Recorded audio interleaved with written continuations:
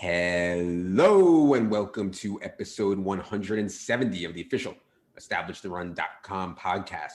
My name is Adam Levitan. I am one of the co-founders here at ETR. As always, I am joined by fellow co-founder Evan Silva. And it is hot stove season, my friends. Free agency is in full swing. Some surprising teams are aping in hard. Evan, how's it going? It's going well. It's going well. Try to put up the background today. The glare is awful in the back, but hopefully producer Luke can do something about that. But it's a work in progress. Yeah, for those guys watching on YouTube, Evan has an official Established the Run background. Only took us 2.5 years to get the official Established the Run background on his screen there. I still am working on it. I think when I move though, I'm gonna set up something actually that looks like professional in the background. Pretend like to be a professional. Speaking of professional, free agency, man, we've talked about it before.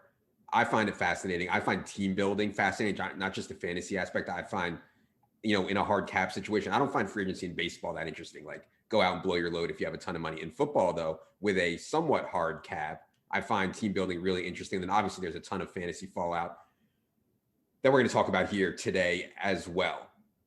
On today's show, we're going to talk about the important moves so far, what we thought of the moves, how they affect fantasy outlooks. But before we get into that, I wanted to remind everyone that Evan is giving his take on every single move, even the small ones, on EstablishTheRun.com. It's totally free. We are also updating our best ball rankings with each free agency move. These best ball rankings are part of our 2021 draft kit, which is just $34.99, will be everything you need, and updating until week 1.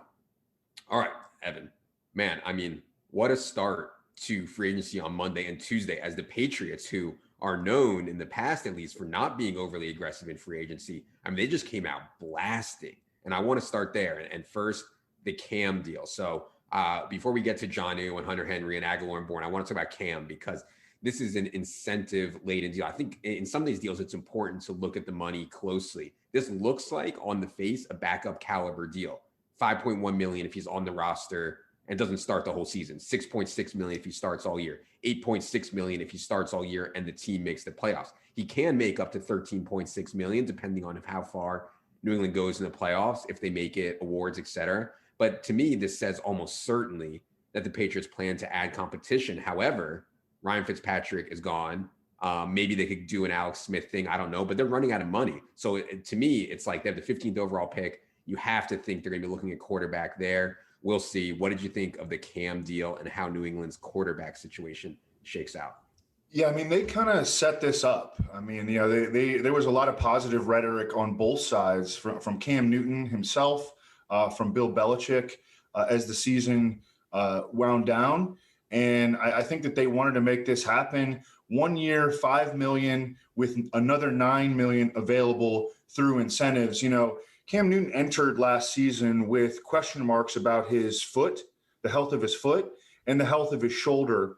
I think he definitely answered questions about the health of his foot. He led all quarterbacks in rushing touchdowns. He finished third at his position in rushing yards.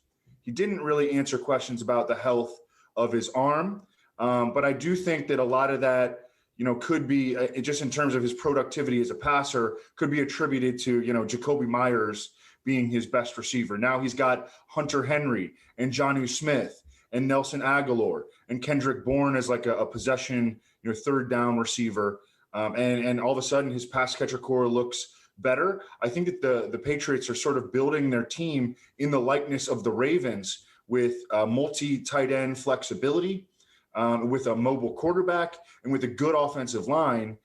So I think that that's going to be their approach. I agree with you, though. They've got to think about quarterbacks at number 15. They've also got enough draft ammunition that they could move up a little bit if they want to go get a guy like Trey Lance, who I think would be a really, really interesting addition. He looks like a big-time prospect, just from a skill set standpoint.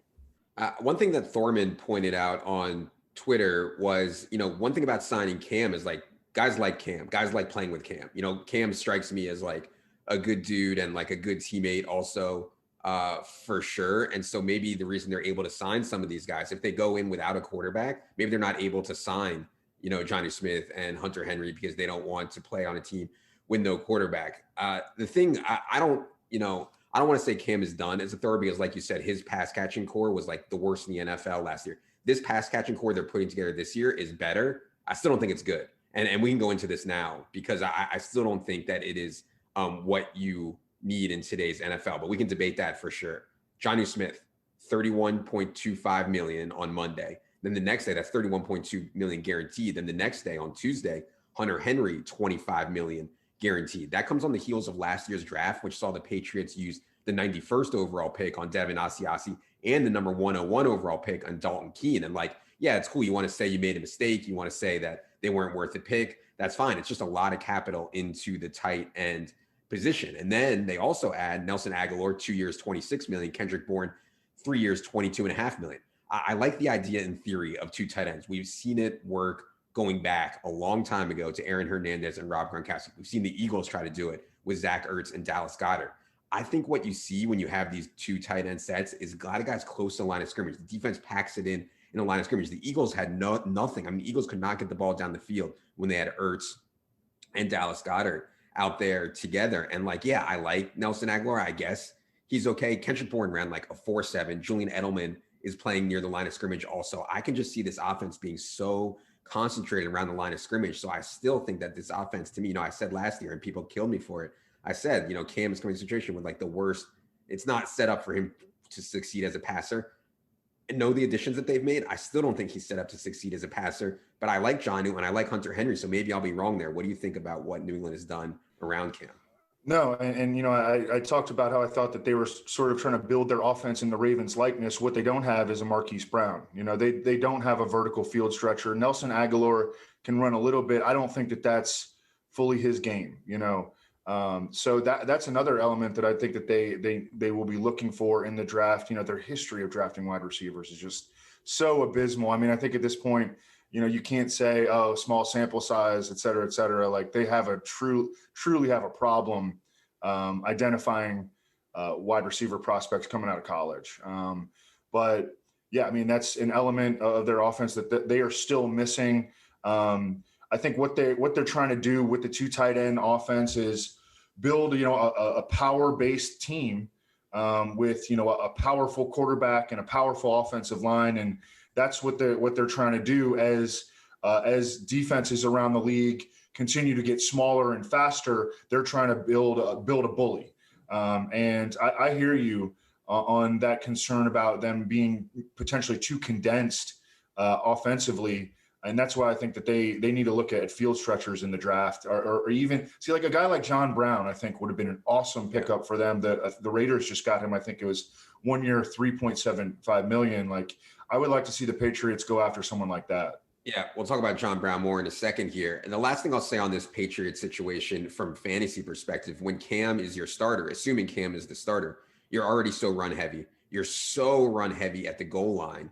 And then you're also like looking at a really low ADOT. I just don't, I mean, I like Jonnu, I like Hunter Henry, but like, I can't see myself being excited about either of these guys in fantasy right now. What do you think from a fantasy perspective on how it shook out? I feel like it couldn't have gone much worse for Jonnu and Hunter Henry. Yeah, I would say so. I think I understand the pickups in real life. I think they're both good players. They can be interchangeable.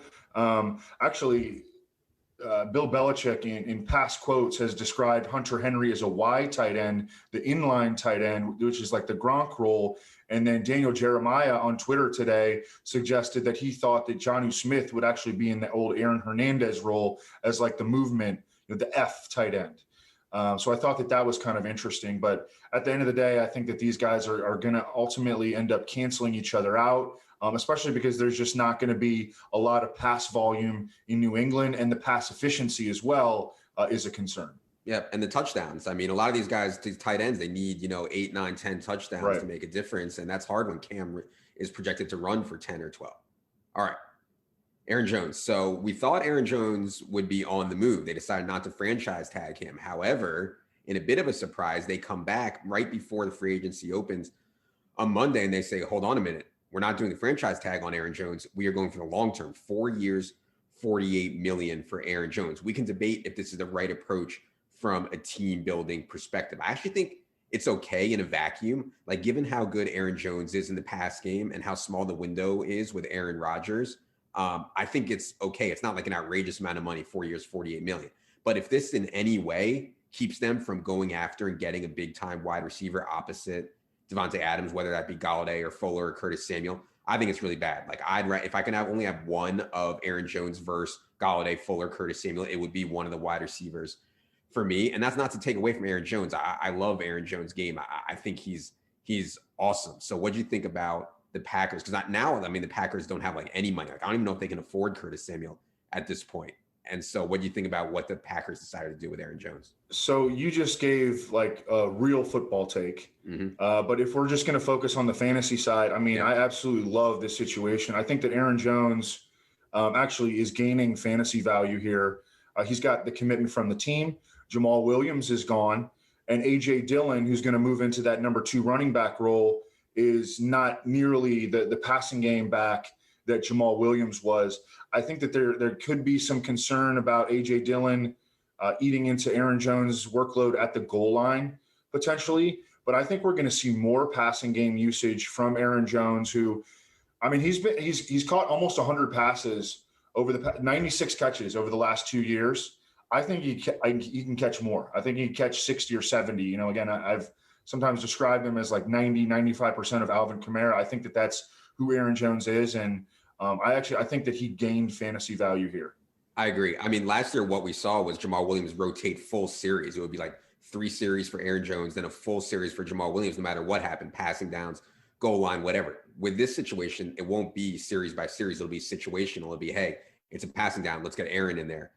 It's short yardage. Maybe we get A.J. Dillon in there. Aaron Jones has been so efficient around the goal line. I'm not going to like kill him at touchdown projection yet, but yeah, it's obviously a concern. Obviously, I mean, A.J. Dillon's thighs are something to behold for sure. But yeah, I agree with you that from a fantasy perspective, Aaron Jones, like lock first round pick now, right? Yeah, absolutely. He might even be a top 5 pick. Okay. Ryan Fitzpatrick, one of the best friends of the show, one of the oldest friends of the show, Ryan Fitzpatrick. Happy to see him still in the league, 38 years old, gets a 1-year, $10 million deal from the Washington football team. And I want to spend a minute on Washington football team here because from a futures perspective, like this team is looking actually like, I can't believe I'm saying this, but hashtag good. Well, let's start with fantasy actually first. Ryan Fitzpatrick, at least 18 DraftKings points in 11 of his last 13 games. I'm not exaggerating when I say that when he was with Tampa, when he was with Miami, he was a top 10 quarterback on a weekly basis, almost every time out. So like all he has to do here is beat out Tyler Heineke, Kyle Allen. He's starting with Terry McLaurin, Logan Thomas, Antonio Gibson. You're talking about a team that has money to add, maybe Curtis Samuel. We know Scott Turner and Ron Rivera have links to Curtis Samuel. I think that's a pretty strong possibility here. By the way, it's Wednesday at 10:50 a.m. There could be signings after we sign off here. But yeah, I'd love to see them add Curtis Samuel also. Like to me, Ryan Fitzpatrick, if he can hold the job all year, will finish as a top 15 quarterback. Like the dude is just like so good at putting up numbers. When they get down, he YOLOs it. When he's up, he's efficient. And then their defense, man, they signed William Jackson. Like I actually like what Washington's doing. I can't believe I'm saying this. Yep. What do you think about what Ryan Fitzpatrick is going to mean to the Washington football team? Yeah, I mean, they needed to go make a move. They're drafting 19th overall. That's not expected to be, you know, the range in which these quarterbacks are going. Maybe Mac Jones would fall to them. I don't see Mac Jones as a first round prospect, but you know, you look at mock drafts and he goes in the first round in every mock draft. We'll see how accurate those prove to be.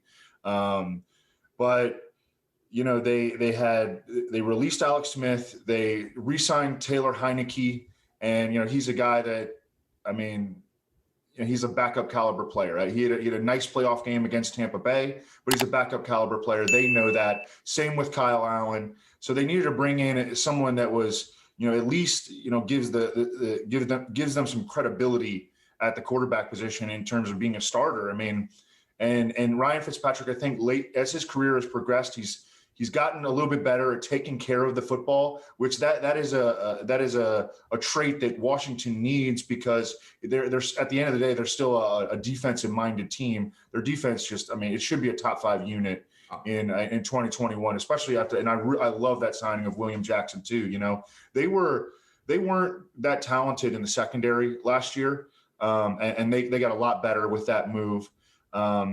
But yeah, I want to see them add another playmaker on offense. We're bringing back Terry McLaurin, bringing back Antonio Gibson and Logan Thomas. But man, I think that Curtis Samuel would be an excellent addition. And then, I mean, you're talking about some serious speed. Curtis Samuel ran 4.31 coming out of Ohio State. Terry McLaurin was 4.33. What was Antonio Gibson like?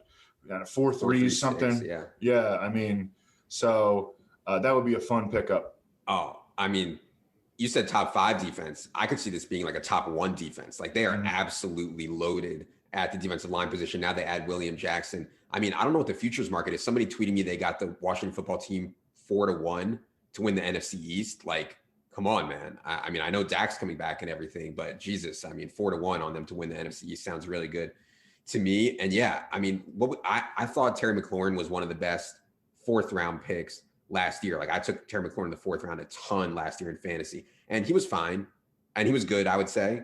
But Alex Smith is not the kind of guy that you want with a Terry McLaurin type. Ryan Fitzpatrick, I think, is. And so I would be upgrading Terry McLaurin for sure. We talked with Corain a lot about Antonio Gibson's outlook, and LT3 has proved to be really good too. So yeah, I mean, all these guys, man, for best ball, like these Fitzpatrick stacks are going to be exciting. Yeah, Fitzpatrick is just going to be a lot more aggressive going downfield and trying to force the ball to Terry McLaurin than was Alex Smith.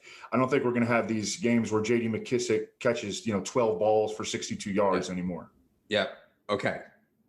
Corey Davis. We both talked about how we liked Corey Davis, had a really, really good year last year for the Tennessee Titans. Detractors will say, hey, it was a contract year. He was extra motivated, blah, blah, blah. Still, dude played really well. Now, though, you go to the Jets. And so, it's like 3 years, $37.5 million, $27 million guaranteed. Happy for him. He should take, the most money he can get. And he goes with Crowder and Mims and Herndon. At least on paper, they have some talent there. And they're getting a new regime change. Maybe Mike LaFleur can spark something there. But I don't think we can project Corey Davis for 1,000 yards. I'd be surprised if he got over 900 or so. That said, we'll see what happens at quarterback. Do they bring Sam Darnold back, or do they go with Zach Wilson at number 2 overall? But yeah, I didn't think it was an overpay. It's just, I just thought it's Corey Davis and he's going to the Jets, and it's just going to be like, well, he'll have some good games, he'll have some bad games, and it's just a Jets situation. But I don't know, any optimism that I'm not seeing on Corey Davis situation. No, I think that's the right take in fantasy. I like the move in real life. I mean, Corey Davis just turned 26 in January. He has been, on the incline as a player. I've always thought that he had sort of a skill set similar to Allen Robinson and just never really put it together until this past year. Of course, he was playing opposite A.J. Brown, a true number 1 receiver. He's not going to be doing that with the Jets. But, Denzel Mims, Corey Davis, Jamison Crowder in the slot. I mean, that's not a terrible 3-receiver set. I think that they absolutely have to take a quarterback at number 2. I think it should be Justin Fields out of Ohio State. But I don't know. We'll have stronger draft opinions as we move out of free agency and more toward the draft. Yeah, that's interesting. And I think Denzel Mims showed flashes last year. He certainly has room to improve a ton in a better situation. By the way, we mentioned that Jonnu Smith is gone. We mentioned that Corey Davis is gone. I mean, A.J. Brown, Evan, one knock you can make on A.J. Brown in fantasy has been, hey, he's only seen 6 or 7 targets a game. Depending on what they do, you're going to see a big projection spike for A.J. Brown. And the Ferk Daddy, by the way, Anthony Ferkser resigned a 1-year deal. I think he'll be back with the Titans. And the Ferk Daddy has been a pass-catching tight end too. And so early best ball drafts, I think slamming the Ferk Daddy with your last pick or whatever in some of these 18 and 20 rounders, I think makes sense too. What do you think what the Titans are going to do? Because they've left a lot of targets behind in free agency. Yeah, they need to get another guy in their pass catcher core. But at this point, I don't know. I mean, unless they could pull off Kenny Golladay, I don't know. I mean, they're going to go get, some kind of lower rung free agent or a rookie to fill that void. But yeah, A.J. Brown is all of a sudden looking like a guy who might get 120 targets. And my goodness gracious, I mean, again, I think he's Terrell Owens. I think he's just an incredible baller, and more usage for him. I mean, he could blow the roof off. Yeah. Okay. As expected, Jameis Winston re-signed with the New Orleans Saints 1 year, $5.5 million, obviously backup type money, but he's going to get a chance to compete to be the starter. And I think we'll probably enter camp as the favorite to beat out Taysom Hill. But Taysom Hill's making more. Remember Taysom Hill got 17 million guaranteed on a 2-year deal last year. It strikes me as like an awkward QB competition because like the offense you're going to run with Taysom should be, I would think, way different than the offense you're going to run with Jameis. Like, I don't even know how you set up a QB competition between these guys. You're going to ask the entire offense to learn like 2 totally different schemes. So I would peg Jameis as the favorite right now, although not by a huge margin, especially given the money. What do you think is going to happen with the Saints and how this competition goes?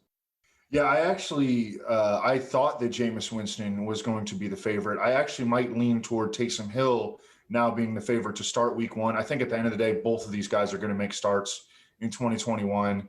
The offense isn't, it isn't as aggressive as it used to be in the passing game. It isn't as talented in the passing game as it once was. And I think that this offense is kind of set. The passing game for this offense is set up for disappointment in 2021. I think Alvin Kamara will still be a beast, but he probably won't get fed as much in the passing game as it used to be.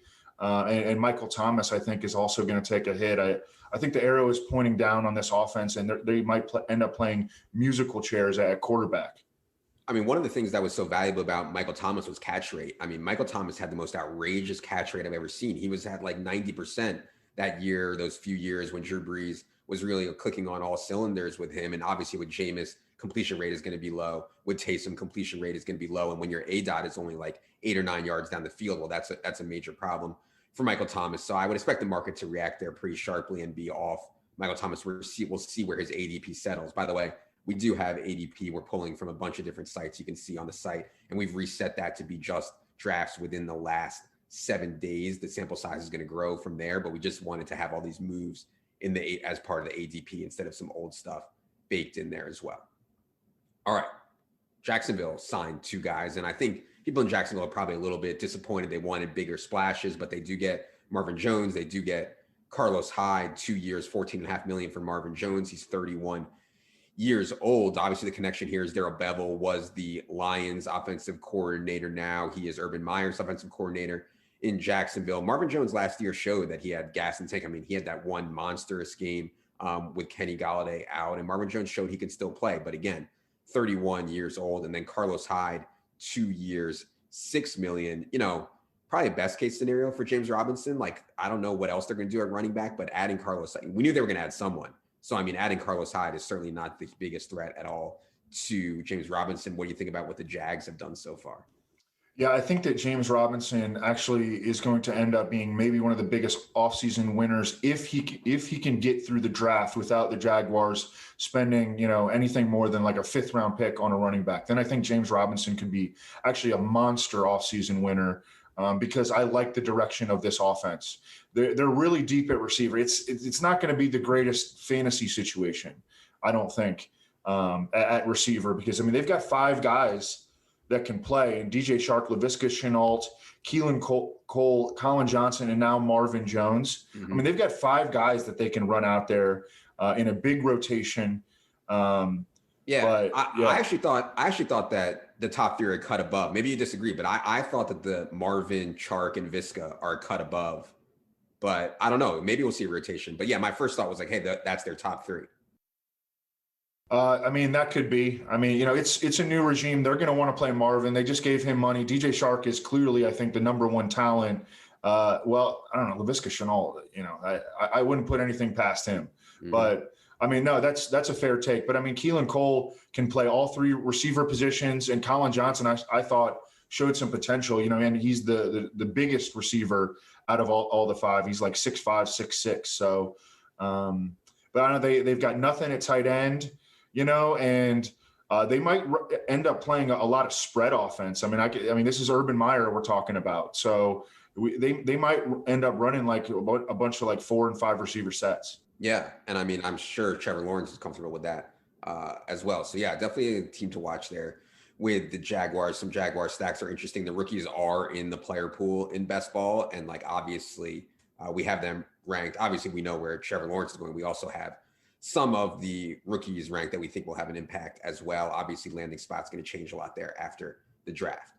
All right, let's get to the Buffalo Bills. I prefer John Brown to Emmanuel Sanders. It seems like Buffalo disagree, although there could be some money things going on there, but they let John Brown go. They sign Manny Sanders. They already have Gabe Davis. They already have Steph Diggs. They already have Cole Beasley. The thing is, Bills throw at such a high rate. They go 4 wide at such a high rate. There's room for all of them. But, I think the excitement over Gabe Davis when John Brown was released needs to be tempered a little bit now with Manny Sanders signing. What do you think about what the Bills have done at wide receiver? No, I think they're still going to elevate Gabriel Davis. I think that Manny Sanders would just be the 4th guy. I think that Gabriel Davis moves up, Manny Sanders moves into that number 4 role. That would be my expectation. But if this Zach Ertz thing does go through and it's not official yet, he's a guy who can suck a lot of targets away from other guys. I hope they don't go get Zach Ertz, actually. I don't think that he would be a plus for their offense. I think that you want Josh Allen to keep his foot on the gas and throwing the ball downfield and not fall into some of those bad habits that I think Carson Wentz developed. Just throwing, low ADOT pass, high percentage, but low ADOT and low EV passes to Zach Ertz. I don't want to see the Bills offense go in that direction. Yeah, for sure. And there's rumors, the Eagles are trying to get rid of Zach Ertz for anything before they cut him at this point. A 5th rounder, a 6th rounder could get Zach Ertz. We'll see if Buffalo takes the bait there. There's been some rumors around that. Speaking of John Brown, this morning, Wednesday morning, or it might have been last night, Las Vegas makes the move. They add John Brown on a very cheap deal. And I like this move for Las Vegas, who obviously just lost Nelson Aguilar. When healthy, John Brown can play, man. And Derek Carr had a pretty good year last year. I think this helps Vegas for sure. What do you think about what they've done replacing Nelson Aguilar with John Brown? Yeah, this move just happened right before we started podcasting. We're doing this on Wednesday morning. So I haven't totally digested this one yet. But yeah, I think that I think it's a good move for the Raiders, and I don't say that too often about the Raiders, but I've been a fan of John Brown. I think that he is, he's perennially undervalued. I thought the Bills should have kept him, but good move by the Raiders. Yeah. Some other minor ones here I want to finish up with. Jamal Williams signed with the Lions. He got $6.5 million or so on a 2-year deal. They were always going to add someone, I think, to support DeAndre Swift. It feels like they think that Kerryon Johnson is likely done. Evans pointed out repeatedly that it's hard to play the running back position in the NFL when you're going around with knee braces on both of your knees. Jamal Williams, I think, can play in the pass game, which obviously isn't great for DeAndre Swift's outlook. It's not this, though, that has me a little queasy about DeAndre Swift. It's just the team in general, the quarterback play, everything has me a little bit queasy about DeAndre Swift, who's going very, very, very high in early best ball drafts. So what do you think of the Jamal Williams signing and any early thoughts on DeAndre Swift? I think that we've seen that Jamal Williams can be, a drain on his teammates' usage. Now, Aaron Jones was able to overcome that by just scoring so many touchdowns and, making big plays in the passing game and, being hyper efficient as a rusher. But that's a lot to ask for DeAndre Swift, and we're not talking about the Aaron Rodgers offense. We're talking about the Jared Goff offense. I think that Jared Goff is just set up to struggle. So yeah, I think that you would have hoped for DeAndre Swift's sake that the Lions would not have brought in a guy that, although he's not the most talented player, coaches love Jamal Williams. He can pass block. He, doesn't fumble. He does things that coaches like. And that's been the case since he was coming out of college. And that's why the Packers were so willing to pull usage away from Aaron Jones and give it to him. Aaron Jones was clearly the superior talent, but still Jamal Williams had a consistent role in that offense, at 8 to 12 touches per game. And I think that in Detroit, he's probably going to get 8 to 12 touches per game. Yeah, for sure. And obviously, the DeAndre Swift skill set is what we look for in our fantasy running backs. I'm just queasy about this whole Lions team. But DeAndre Swift, it is in these games where they get behind big. We'll see Jamal Williams steal a little, but DeAndre Swift could catch a ton of passes. John Ross. And, I wasn't going to mention this one, but I've been a longtime fan of John Ross. I feel like people just gave up on him so fast because he got hurt. And, when he's had chances, he's made some huge plays. There's just not that many guys on the planet who can run 4.2. So for the Giants to get John Ross 1 year, $2.5 million deal, like literally no downside, like all upside. I thought this was a really sneaky good deal for the Giants. I don't know if it's going to have a fantasy impact, but I thought it was a really good deal for the Giants. Any thoughts on John Ross? Any possible resurrection of John Ross's career here? I completely agree. This is the kind of player that you take a flyer on, and again, not always a big fan of Dave Gettleman's moves. Although I did just recently get a "In Gettleman We Trust" shirt. Yeah. So now I'm like on the team, I guess. But no, I mean, I think this is the kind of guy that you take 1 year flyers on, at a cheap cost. I mean, we talk about this in fantasy, like with a guy like Will Fuller. He is undervalued because people think they can predict injuries, and they don't, value enough the fact that he can, make a difference with one touch of the football. And that's what John Ross can do. They needed more speed in their offense, and their only downfield playmaker really was Darius Slayton. So they needed more speed. I like the move. It might not work out. I mean, shoot, John Ross could get cut in training camp for all we know. But I still think that this is the kind of player that you take 1 year flyers on. Yeah, and I'd love to see Daniel Jones with a different regime, but not going to happen right now. Speaking of the Giants, they did add Devontae Booker to support Saquon Barkley, who's coming off of the injury, of course. But also what I wanted to point out here was not only did Devontae Booker go to the Giants, but Philip Lindsay got a low tender from the Broncos.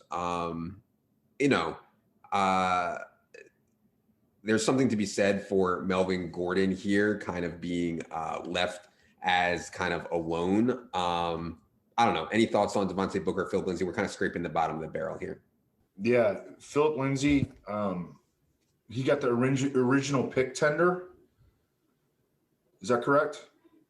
I think so. Yeah, there's just been so many moves. I haven't been able to keep up with every single one. But the original pick tender would be, just a stupid move for original round tender. Because he wasn't drafted. Yeah. So, I mean, these teams that give undrafted players original pick tenders are just, it's so stupid. But anyways, it's just a little bit more to give them the second round tender. Like they're penny pinching for, with a $182 million salary cap. Like, and they don't even have an expensive quarterback. Like, right. Anyways, I would say that it does signal that it does potentially signal that, they're trying to, they've been kind of trying to move away from Philip Lindsay. It's just that, he keeps outplaying the guys that they bring into. He's a better probably runner than Melvin Gordon is. He was hurt a lot last year, but I would say it doesn't bode particularly well for Philip Lindsay. But at the same time, I'm not super, super excited about Melvin Gordon. If they can figure out the quarterback position though, man, I think we've talked about this. Like they have some serious explosiveness in their receiver core with Cortland Sutton coming back. And their offensive line took a really big step last year in the second year of Mike Munchak, maybe the best offensive line coach in the league. So I don't know. If they can get this quarterback position figured out, then maybe Melvin Gordon will be a sneaky pick in 2021 drafts. Yeah, and on Devontae Booker, we saw him take pass game work away from Josh Jacobs last year. We'll see exactly how the room shakes out there for Las Vegas. And we've been low on Josh Jacobs, talked about that with Kareem, but at least it's something there to latch on to for Josh Jacobs. Truthers is that Devontae Booker is now gone. Last couple I want to do here, the Bears added Andy Dalton. And so I know a lot of Bears fans were like adamant that they were going to get Russell Wilson.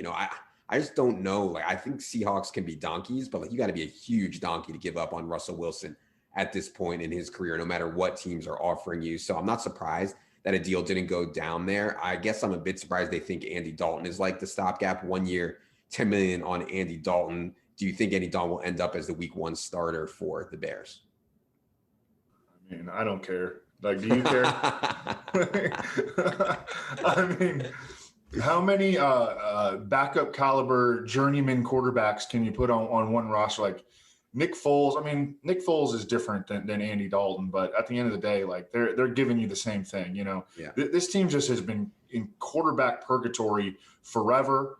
I would have rather seen them bring back Mitch than bring in Andy Dalton. I don't get it, man. I mean, this is not. I mean, and this is late career Andy Dalton too. I thought that last year he showed he can't move as well as he used to be able to move. And he's never been a player that elevated anyone around him. So, I mean, it's sad for Allen Robinson. It's sad for Allen Robinson. I mean, the whole thing. Yeah, yeah. The whole thing. He's on the franchise tag. I mean, It is what it is. Okay, last one we're gonna do. I'm sure nobody else in the world is talking about this, but old friend of the show, one of our favorites, team preseason, Mike Boone.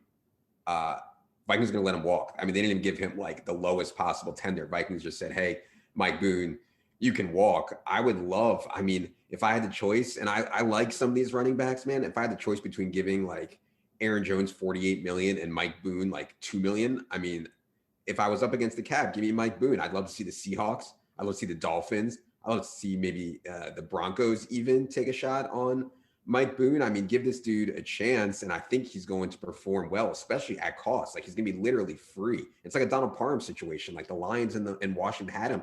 And, you know, like the Bears went out and spent $10 million on Jimmy Graham instead of just signing Donald Parham like the Chargers did for like $600K. I mean, my God, man. But yeah, free Mike Boone movement is on. So we'll be the only ones in the world tracking where Mike Boone lands, but it'll be fun.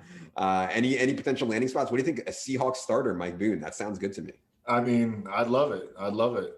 These guys that go undrafted though, man, they get disrespected because teams just invested nothing in them. And, you know, at the end, I mean, Mike Boone he's still sort of like a replacement caliber player, but I mean, I mean, he is. I mean, he's, you know, but I mean, he's, except in preseason. I mean, he's a baller in preseason. But yeah, speaking of preseason, I think that we're gonna get. It looks like we're gonna get at least two games this year, maybe three. I think two though is the most likely outcome for team preseason this year, which is better than last year, which is 0. So we'll be looking forward to that. Anyways, still a lot of free agents out there: Kenny Golladay, Curtis Samuel, Will Fuller, Leonard Fournette. And others are still out there. Once those signings happen, we'll be back. So I'm not going to say we don't know exactly when the next podcast will be, but once those signings happen, we'll pop on and analyze those for you guys. In the meantime, if you hear this before Thursday, we are running a free March Madness pool. Head to the site. There's an article with instructions how to get in. We're giving away free subscriptions. We're giving away some fresh merch. The MF and Mackey Award shirts are almost ready to be released, which I know Evan is excited about. And so, yeah. Exciting stuff all around. All right. For producer Luke, for Evan, I'm Adam. Good luck, everybody.